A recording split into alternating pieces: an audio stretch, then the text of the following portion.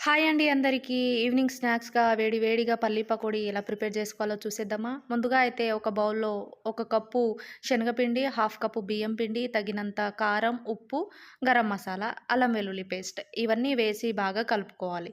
తర్వాత ఇందులో కొద్ది కొద్దిగా వాటర్ ఏసుకుంటూ ఇలా వీడియోలో చూపిస్తున్నట్టుగా లూజ్‌గా కాకుండా ఇలా గట్టిగానే ప్రిపేర్ చేసుకోవాలనమాట. వీడియోలో చూపిస్తున్నట్టుగా పిండిని ఇలా కలుపుకున్న తర్వాత ఇందులో కొద్దిగా ఫుడ్ కలర్‌నయితే యాడ్ చేసుకున్నాను నేను. మీ దగ్గర ఉంటే యాడ్ చేసుకోండి. లేదంటే స్కిప్ చేసేయండి. తర్వాత ఒక కప్ అయితే పల్లీలను వేసుకొని బాగా కలుపుకున్నాను. కావాలంటే కొద్ది కొద్దిగా వాటర్ యాడ్ చేసుకుంటూ ఈ వీడియోలో చూపిస్తున్నట్టుగా కలుపుకోవాలి. తర్వాత వేడి వేడిగా కాగుతున్న నూనెలో అయితే ఇలా ఒక్కొక్కటిగా పల్లీలనైతే వేసుకోవాలనమాట. తర్వాత వీటిని లో ఫ్లేమ్ టు మీడియం ఫ్లేమ్‌కి అడ్జస్ట్ చేసుకుంటూ ఇంకా వీటిని ఇలా గోల్డెన్ కలర్‌లోకొచ్చాక తీసేయాలనమాట. ఇలా అయితేనే పల్లీలు బాగా వేగుతాయండి. అంతేనండి, పల్లి పకోడీ రెడీ. నచ్చితే సబ్స్క్రైబ్ చేయండి.